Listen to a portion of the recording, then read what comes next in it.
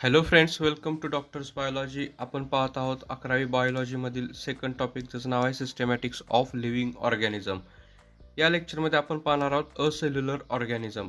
बघा, ह्या लेक्चरचा किंवा ह्या टॉपिकमधील हे शेवटचं लेक्चर आहे की त्यामध्ये आपला हा टॉपिक कंप्लीट होणार आहे. आपण नेक्स्ट लेक्चरपासून नवीन टॉपिकला सुरुवात करणार आहोत. बघा, तुम्हाला पाठीमागचा व्हिडिओ पाहण्यासाठी किंवा पाठीमागचे लेक्चर पाहण्यासाठी इथं आय बटनवरती क्लिक करा. तुम्हाला पाठीमागचे लेक्चर भेटतील.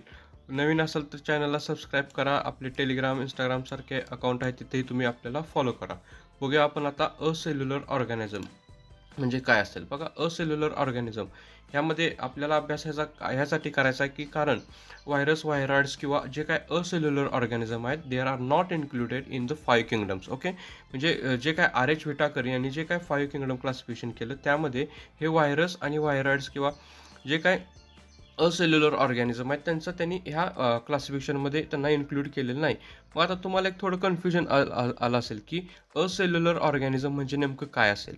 म्हणजे आता असेल्युलर म्हणजे आपल्याला त्याच्या शब्दावरून असं कळतं की विदाऊट सेल. आता एखादा ऑर्गॅनिझम आहे म्हणजे त्याच्यामध्ये सेल हे असणं गरजेचं आहे. ओके, असेल्युलर म्हणजे काय असेल किंवा विदाऊट सेल ऑर्गॅनिझम कसा काय असू शकतोय.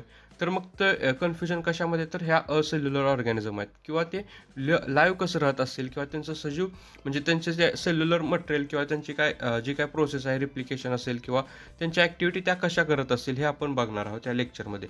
बघा, पहिल्यांदा लक्षात ठेवा की असेल्युलर म्हणजे काय, विदाऊट सेल. म्हणजे ह्या ऑर्गॅनिझममध्ये सेल किंवा असं काहीतरी एक स्पेसिफिक पार्ट नसतोय. त्यामध्ये फक्त काहीतरी एक जेनेटिक मटेरियल आणि एक त्यांच्या भोवती असणारा प्रोटीन कोट एवढाच असतो. ह्या सोडून की त्यांच्यामध्ये अदर सेल ऑर्गॅनिली पण नसतात. म्हणजे सेल्युलर मशिनरी म्हणजे सेलसाठी इम्पॉर्टंट असणारे रायबोझोम असतील किंवा मायटोकॉन्ड्रिया, अशा कोणत्याही सेल ऑर्गॅनिली त्यांच्यामध्ये ॲब्सेंट असतात. एक तर त्यांच्यामध्ये DNA किंवा RNA, it is the genetic material असते आणि त्यांच्याभोवती एक कोट असतो किंवा त्यालाच काय म्हणतो आपण, प्रोटीन कोट किंवा प्रोटीन मेम्ब्रेन. अशा प्रकारचे हे व्हायरस असतात. ओके, लक्षात आला. डिटेलमध्ये आपण त्याचा अभ्यास करूया. आपण आता ह्या लेक्चरमध्ये तुम्हाला सगळे कन्फ्युजन दूर होतील की विदाऊट सेल हे ऑर्गॅनिझम कसे वर्क करत असेल. बघा, व्हायरस. आता व्हायरसचा अर्थ काय आहे नेमका, व्हॉट इज द व्हायरस असं तुम्हाला विचारलं तर virus it is the name आहे. तो एक नेम कशावरून घेतले तर पॉयझनस, म्हणजे तो व्हेनम किंवा पॉयझनस याच्या वरून आपण ते नाव गेलं. Virus is the nothing but one type of the protein coated molecule, म्हणजे एक प्रोटीनने कोट केलेला मॉलिक्यूल आहे की ज्याच्यामध्ये काय असते तर जेनेटिक मटेरियल असते. म्हणजे DNA किंवा RNA असं कोटिंग केलेलं एक मटेरियल आहे, एक मॉलिक्यूल आहे. ओके, मग आता ह्यांना कोणी नेम केलं, लुईस पोस्चर यांनी नेम केलं होतं. From the first time it is from this name is come from venom, म्हणजे पॉयझनस असं एक त्याचं फंक्शन आहे किंवा वर्क आहे म्हणून त्याला ह्या वेनमवरून व्हायरस असं नाव त्यांना देण्यात आलं. म्हणजे हे काय तर it is a obligate parasite.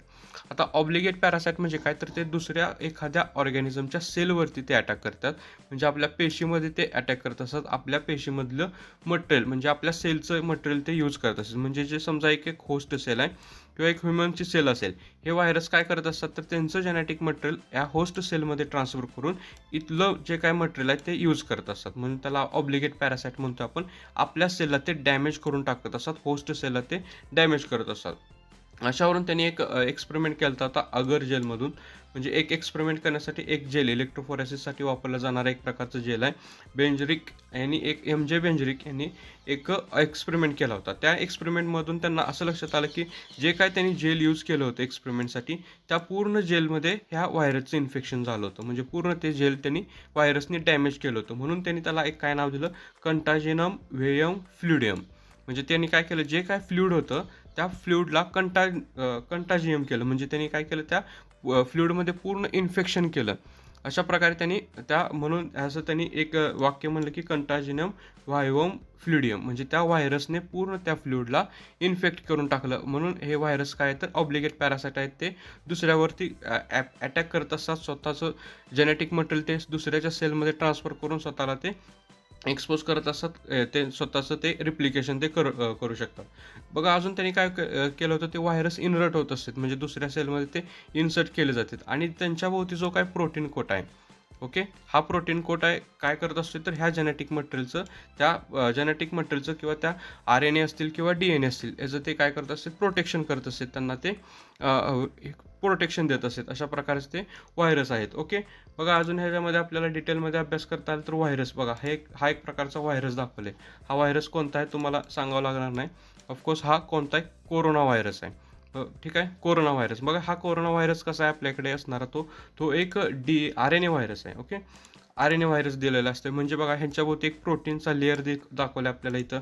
तो प्रोटीन लेयर काय करत असतोय, एक मिनिट, प्रोटीन लेयर तो काय करतोय तर ह्याच्या आतले जे काही जेनेटिक मटेरियल आहे त्याला प्रोटेक्ट करायचं काम करतोय. ओके. कोरोना व्हायरसमध्ये पण काय आहे तर अशा प्रकारचा एक प्रोटीनचा लेयर आहे. तो प्रोटीनचा कोट आहे, तो आतील जेनेटिक मटेरियल म्हणजे जेनेटिक मटेरियल कोणतं आहे कोरोना व्हायरसमध्ये, RNA. ओके.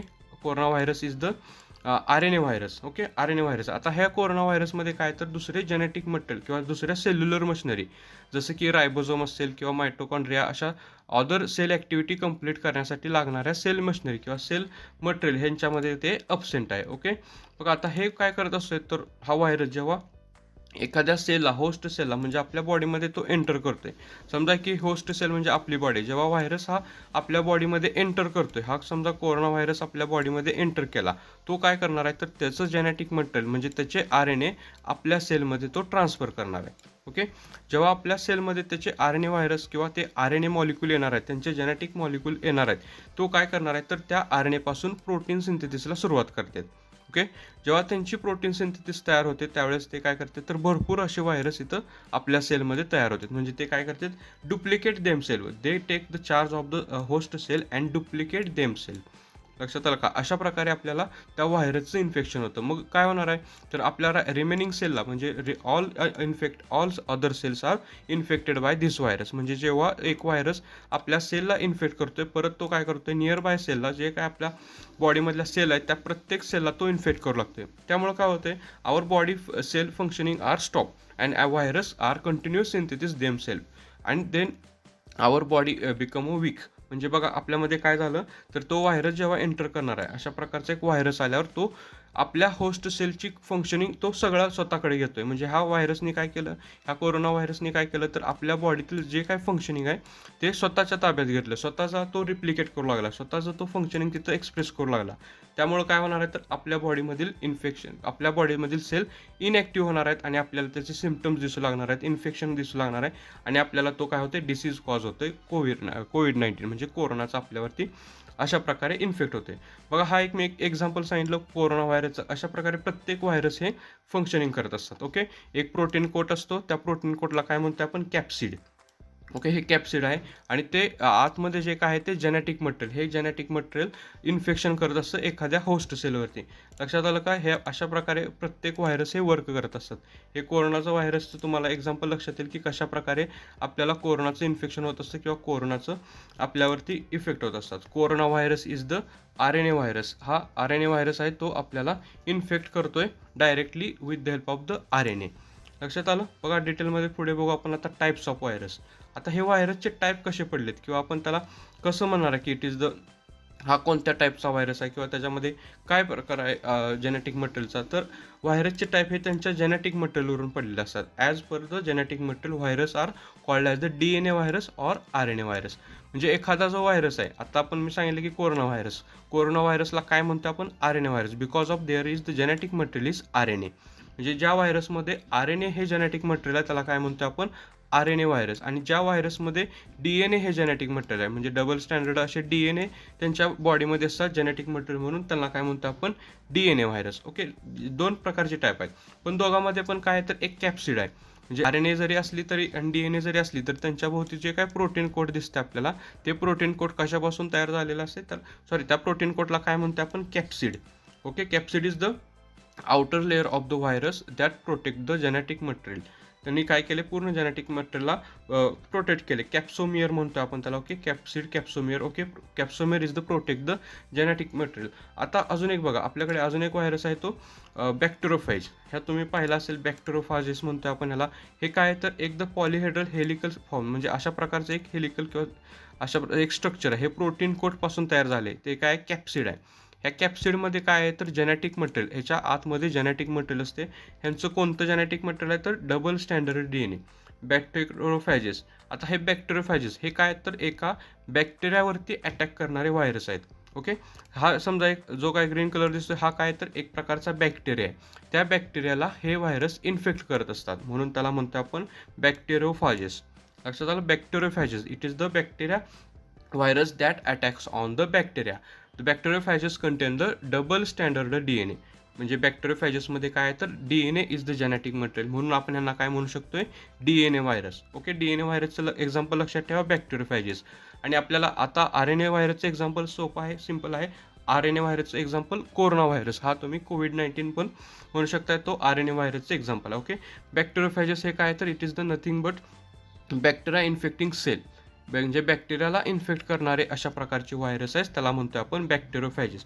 आता ते कसं इन्फेक्ट करतात बघा, जेव्हा ते एखाद्या बॅक्टेरियावरती येतात, म्हणजे बॅक्टेरियाला ते इन्फेक्ट करायचं आहे त्यांना, मग काय करणार आहे तर त्यांच्या कॅप्सिडमधील ह्या प्रोटीन कोटमधील जेनेटिक मटेरियल किंवा तो DNA आहे तो ह्या बॅक्टेरियामध्ये ते ट्रान्सफर करतात, बॅक्टेरियाच्या सेलमध्ये ट्रान्सफर करतात. आता काय होणार आहे, जे काय बॅक्टेरियाचे DNA आहेत, जे बॅक्टेरियाचे DNA काय होणार आहे तर नॉर्मल DNA आहेत ते डिसफंक्शनिंग होणार आहे, त्यांचं फंक्शन पूर्ण स्टॉप होणार आहे. जेव्हा ह्या व्हायरसचे DNA ह्या बॉडीमध्ये बॅक्टेरियामध्ये येतात आहे, ते त्यांचे फंक्शन काय करतात, टेक करतात, त्यांचे फंक्शन ते स्वतःकडे घेतात आणि स्वतःला रिप्लिकेट करतात. म्हणजे ह्यापासून काय होणार आहे सर, ह्या बॅक्टेरियाचे ह्या व्हायरसचे DNA ह्या बॅक्टेरियाच्या बॉडीमध्ये रिप्लिकेट होणार आहेत, म्हणजे अजून भरपूर असे व्हायरस ह्या बॅक्टेरियाच्या बॉडीमध्ये तयार होऊ लागतात. ओके, हा अशा प्रकारे हे व्हायरस ॲड करत असतात. लक्षात आलं, व्हायरस सिम्पल आहे. बघा आता व्हायरस नंतर आपल्याला अजून एक पॉईंट सांगितलं होतं की व्हायरॉइड्स काय आहेत. आता व्हायरॉइड्स म्हणजे काय तर हा एक प्रकार, एक व्हायरसचाही टाईप असू शकतो, फक्त ह्यांच्यामध्ये काय असते तर प्रोटीन कोट नसते. आता आपण पाहिलं की एक व्हायरस म्हणजे काय होते तर अशा प्रकारचा एक मॉलिक्युल आहे, त्याच्यामध्ये जेनेटिक मटेरियल आहे, DNA असतील किंवा RNA असतील आणि त्यांच्या भोवती एक प्रकारचं प्रोटीनचा कोट आहे, त्याला आपण कॅप्सिड म्हणलं होतं. पण ज्या DNA किंवा ज्या RNA व्हायरसला किंवा ज्या जेनेटिक मटेरियलला प्रोटीन कोट अब्सेंट आहे, म्हणजे ज्याच्या भोवती काय आहे तर फक्त RNA आहेत किंवा त्यांच्यामध्ये फक्त जेनेटिक मटेरियल आहे, त्या व्हायरसला काय म्हणतो आपण व्हायरस, किंवा त्या ऑर्गॅनिझमला म्हणायचं व्हायरॉइड. लक्षात आलं, म्हणजे त्यांच्यामध्ये प्रोटीन कोट अब्सेंट आहे, म्हणजे दुसरा कोणत्या तर मॉलिक्युलपासून त्यांचं एक लेअर बनलेलं असणार आहे, त्यांचं मेम्ब्रेन बनलेलं असणार आहे, पण त्यांच्या भोवती प्रोटीन कोट अब्सेंट आहे. अशा प्रकारच्या ऑर्गॅनिझम्सला काय म्हणतो आपण व्हायरॉइड्स. आता आपल्याकडे एक व्हायरॉइडचं एक्झाम्पल आहे पोटॅटो स्पिंडल ट्युबर, म्हणजे बटाट्यामध्ये किंवा एखाद्या पोटॅटोसमध्ये एक अशा प्रकारचा डिसीज आहे, स्पिंडल डिसीज म्हणतो आपण त्याला. तो स्पिंडल ट्युबर काय होते तर बघा, अशा प्रकारे त्यांनी स्ट्रक्चर बदलले त्यांनी पोटॅटोचं. हे स्ट्रक्चर कशामुळे चेंज झाले तर त्याच्यामध्ये असणाऱ्या RNA मुळे, म्हणजे इथं जे काय RNA झालेत, इन्फेक्टेड झालेले RNA आहेत, त्या RNAनी काय केलं तर ह्या पोटॅटोचा शेप चेंज केला. त्या डिसीजला म्हणतो आपण potato spindle tuber. It is a disease caused due to the RNA which lacks in the protein coat. RNAचं ते काय प्रोटीन कोट होतं, तो लॅक झालेला असा व्हायरस आहे किंवा व्हायरॉइड आहे, तो काय करतोय तर अशा प्रकारचा डिसीज तो इन्फेक्ट करतोय पोटॅटोवरती. बघा अशा प्रकारे आपण व्हायरसला काय म्हणू शकतो आपण इन्फेक्शियस न्यूक्लिओ प्रोटीन पार्टिकल. म्हणजे काय इन्फेक्शियस, ते काय करतात इन्फेक्ट करतात एखाद्या बॅक्टेरियाला, एखाद्या प्लॅन्टला, एखाद्या ॲनिमलला इन्फेक्ट करतात. अशा ह्यांना काय म्हणतो आपण न्यूक्लिओ इन्फेक्शियस न्यूक्लिओ प्रोटीन. म्हणजे जे काय करणार आहेत तर एखाद्या मॉलिक्युलला, एखाद्या पार्टिकलला, एखाद्या लिव्हिंग ऑर्गॅनिझमला इन्फेक्ट करतात. अशा प्रकारचे व्हायरस आणि व्हायरस. बघा आता अजून ह्यांचे टाईप्स बघायचे आहेत आपल्याला, टाईप्स ऑफ व्हायरसमध्ये. आता हे व्हायरस काय करते की आपण सुरुवातीलाच पाहिलं की ते डिसीज कॉज करतात. ओके, डिसीज कॉज करतात म्हणजे आता आपण पोटॅटोमध्ये पाहिलं की पोटॅटो स्प्लिंडिंग डिसीज एक डिसीज होता, पोटॅटो स्पिंडल ट्युबर हा एक डिसीज होता. त्यांनी काय केलं तर पोटॅटोमध्ये त्यांनी एक डिसीज कॉज केलं. तर अजून असे व्हायरस आहेत की जे लीफ कर्लिंग, म्हणजे ते पानामध्ये लीफचं ते कर्लिंग करू शकते, ते असं चुरगळत आहेत, अशा प्रकारचे डिसीज होत असते. येलोईंग म्हणजे पानांचा कलर चेंज होऊ शकते. मोझाईक फॉर्मेशन, ते पानांचा शेप वगैरे चेंज होणारे असे प्लॅन्टमधले काही डिसऑर्डर्स आहेत. त्याचबरोबर ह्युमन्समध्ये म्हणजे ॲनिमल्समध्ये कशा प्रकारचे डिसऑर्डर्स असतात बघा, ते आपल्याला नॉर्मली माहीत आहे की स्वाईन फ्लू डिसीज आहे, तो पण कशामुळे होतोय तर ह्या व्हायरसेसमुळे. आणि चांगलं आत्ताचं एक्झाम्पल तुम्हाला लक्षात येईल ती कोरोना व्हायरस. हा पण व्हायरसच आहे. तो काय होतोय, तो पण एक इन्फेक्शन डिसीज आहे. तो आपल्याला काय करतोय इन्फेक्ट करतोय, आपल्याला तो आजारी पडतोय, आपल्यामध्ये तो डिसीज कॉज करतोय. अजून एक्झाम्पल बघा ह्या टाईपचे काय तर स्मॉल पॉक्स आहेत, मम्प्स आहेत, कॉमन कोल्ड म्हणजे आपल्याला जी सर्दी होत असते ती पण एक प्रकारे व्हायरसमुळेच होऊ शकते. आपल्यामध्ये स्वाईन फ्लू सारखे एक एक्झाम्पल पाहिलं, हा स्वाईन फ्लू व्हायरस आहे. अजून सगळ्यात मोठा एजंट म्हणजे सगळ्यात मोठा एक व्हायरस आहे, तो कोणता आहे तर ह्युमन इम्युनोडिफिशियन्सी व्हायरस म्हणजे HIV व्हायरस, म्हणजे त्याला आपण म्हणतो एड्स. हा पण एक प्रकारचा व्हायरसच आहे. तो पण काय करतोय, एखादा आपल्याला डिसीज कॉज करू शकतोय. ओके. ओव्हरऑल लक्षात आलं आता व्हायरस म्हणजे काय आहे, तर एक इन्फेक्शनस पार्टिकल आहेत जे काय करतात एखाद्या ॲनिमलला, एखाद्या प्लॅन्टला, एखाद्या बॅक्टेरियाला इन्फेक्ट करत असतात. ओके. जेव्हा हे व्हायरसेस एखाद्या लिव्हिंग ऑर्गॅनिझममध्ये एंटर करत असतात त्यावेळेसच ते ॲक्टिवेट होत असतात, त्याला ते इन्फेक्ट करत असतात. लक्षात ठेवा, व्हायरस हे होस्ट सेलशिवाय ॲक्टिव्ह होत नाहीत. म्हणजे जर व्हायरस बाहेर असेल तर तो स्वतःला रिप्लिकेट करू शकत नाही किंवा स्वतःसारखे भरपूर असे व्हायरस तयार करू शकत नाही. व्हायरस जेव्हा एखाद्या ॲनिमलमध्ये, एखाद्या बॅक्टेरियामध्ये किंवा एखाद्या प्लॅन्ट बॉडीमध्ये एंटर करतोय त्यावेळेसच तो ॲक्टिवेट असतो. म्हणजे जर आपण पाहिलं की कोरोना व्हायरस की बाहेर किती 1 तास जगतोय किंवा 2 तास 4 तास जगतोय असं म्हणतोय, पण तो काय नेमका लाईव्ह नसतोय. एखादा व्हायरस हा सजीव नसतोय. व्हायरस सजीव किंवा ॲक्टिव्ह केव्हा होतोय, लाईव्ह केव्हा होतोय, जेव्हा तो होस्ट सेलच्या बॉडीमध्ये एंटर करतोय त्यावेळेसच तो व्हायरस ॲक्टिवेट असतोय.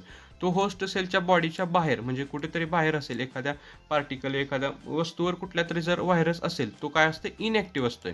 तो काहीही तिथं बाहेर असल्यावर करू शकत नाही. तो जेव्हा एखाद्या सेलच्या आतमध्ये एंटर करतोय, लिव्हिंग सेलच्या आतमध्ये एंटर करतोय त्यावेळेसच तो व्हायरस ॲक्टिवेट असतोय. म्हणून आपण त्याला असेल्युलर ऑर्गॅनिझम म्हणलो होतो. Okay. Virus is acellular organism म्हणजे ते काय असणार आहेत, ते नॉन लिव्हिंग थिंग्स आहेत. They contain only DNA and RNA are genetic material and when they enter to the host cell they become activate, they become alive. They only duplicate themself म्हणजे त्यांनी फक्त स्वतःला duplicate करायचं काम करते. ते अजून म्हणजे स्वतःसारखे व्हायरस बनवतात. ते नवीन दुसरं काय करत नाही, फक्त आणि फक्त स्वतःसारखे व्हायरस करतात. म्हणजे जेव्हा एखाद्या होस्ट सेलमध्ये आले ते स्वतःला रिप्लिकेट करणार आहे, स्वतःसारखे भरपूर व्हायरस तयार करणार आहेत आणि ते दुसऱ्या सेललाही आपल्या इन्फेक्ट करणार आहे. अशा प्रकारे आपल्याला एखाद्या व्हायरसचं इन्फेक्ट होत असतं. It is the acellular organism. बघा, असेल्युलर ऑर्गॅनिझममध्ये अजून एक आपल्याकडे एक्झाम्पल आहे ते लायकेन्स. लायकेन्स, आता हे लायकेन्स काय आहेत बघा, अशा प्रकारचे तुम्हाला एक पुस्तकामध्ये डायग्राम दिले लायकेन्सची. लायकेन्स म्हणजे काय बघू आपण आता. इट इज द को एक्झिस्टन्स असणारे अल्गे. इट इज द को existence of the algae and fungi for benefit. म्हणजे आता ह्या काय आहेत, अलगी म्हणजे जे काय प्लॅन्टचे एक स्पेसिस आहे किंवा आपल्याला माहीत आहे अलगी प्लॅन्टमध्ये असणार आहे, आणि फंगी हे दोन डिफरंट किंगडम आहेत. अलगी ह्या किंगडम प्लॅन्टीमधून येतात आणि फंगी ह्या किंगडम फंगी, अशा दोन प्रकारच्या दोन डिफरंट किंगडममधील ऑर्गॅनिझम जेव्हा एकत्रित येतात. म्हणजे आता हे दोघं कशासाठी एकत्रित राहिले तर स्वतःच्या बेनिफिटसाठी. ओके. प्लॅन्ट अँड फंगी ह्या काय किंवा अलगी आणि फंगी जेव्हा एकत्रित येतात ह्यांना काय म्हणतो आपण, लायकेन्स. आता हे को एक्झिस्ट आहेत म्हणजे काय होते तर ते दोघांनाही बेनिफिट करून देतील. म्हणजे दोघांचंही बेनिफिट आहे, ते जेव्हा एकत्रित राहतात किंवा जेव्हा ते एकत्रित असतात त्या दोघांनाही बेनिफिट होत असते, दोघांनाही त्याचा फायदा होत असते. बघा, ह्यामध्ये जे काय अलगीचा पार्ट आहे, सपोज हा अलगीचा पार्ट आहे आणि दुसरा काय आहे तो फंगीचा पार्ट आहे. आपण ह्यामध्ये अलगी आणि फंगी डिफरन्शिएशनसाठी कलर यूज करू दुसरा. बघा, हा फंगीचा पार्ट आहे. ओके. फंगी आणि अलगी ह्या एकत्रित राहिले. त्या अलगीच्या पार्टला म्हणजे algal membrane is called as the phycobiont. म्हणजे जो काय अलगीचा पार्ट आहे त्याला म्हणतो आपण phycobiont, belong to the cyanobacteria. हा प्रकारचा सायनोबॅक्टेरिया आहे. तो काय करतोय, फोटोसिंथेसिस करतोय. म्हणजे ब्ल्यू ग्रीन अलगी असेल किंवा ग्रीन अलगी असेल ते काय करणार आहे, फोटोसिंथेसिस करून एनर्जी प्रोड्यूस करणार आहे. आणि जो काय दुसरा फंगीचा पार्ट आहे, ओके, म्हणजे ज्याच्यामध्ये जो काय फंगल पार्ट आहे त्याला काय म्हणतो आपण, मायकोबायट. ओके. ह्यांचं फंगी आणि अलगी असे दोन एकत्रित राहिलेत. त्यामध्ये असणाऱ्या अलगीला म्हणतोय आपण फायकोबायट आणि फंगीला म्हणतोय मायकोबायट. आता हे एक्झाम्पल काय, सिम्बायोसिस. सिम्बायोसिस लक्षात आला तर सिम्बायोसिस म्हणजे काय, बोथ मेंबर्स आर बेनिफिशियल. म्हणजे ह्यांच्यामध्ये दोघंही एकमेकांना ते हेल्प करत असतात, दोघंही त्यांना एकमेकांना ते मदत करत असतात. आपण कसं आपल्या बेस्ट फ्रेंडला मदत करत असतो, म्हणजे आपण दोन फ्रेंड हे काय तर एकमेकांना फायद्याचे असतात. तसंच इथं पण काय, ते दोघं फ्रेंड आहेत असं समजा तुम्ही. ते दोघं फ्रेंड आहेत, एकत्रित राहतात म्हणजे काय तर दोघांनाही त्याचा फायदा होते. म्हणजे त्याला काय म्हणतो आपण, सिम्बायोसिस. ओके. सिम्बायोसिस आहे इथं एक प्रकारचं गुड एक्झाम्पल आपण म्हणू शकतो आपण त्याला, लायकेन्स. ओके. बघा, आता असं दोघं एकमेकांना कसं काय हेल्पफुल आहेत बघा. आता आपल्या लक्षात येईल the algal component provide to the food for the fungal part. म्हणजे ते अलगी काय करतात, it is the plant so it is can synthesis its own food and they provide the some food to the fungal part. म्हणजे अलगीने तयार केलेलं food त्यांनी काय केलं, फंगसला पण दिलं. आणि fungus give to the shelter to the algae. म्हणजे ती काय फंगस काय करणार आहे तर इथं जे काय एरिया आहे तिथं एरियामध्ये त्या शेल्टर देणार आहे, त्या अलगीला राहण्यासाठी जागा देणार आहे. अशा प्रकारे दोघं एकमेकांना मदत करत असतील.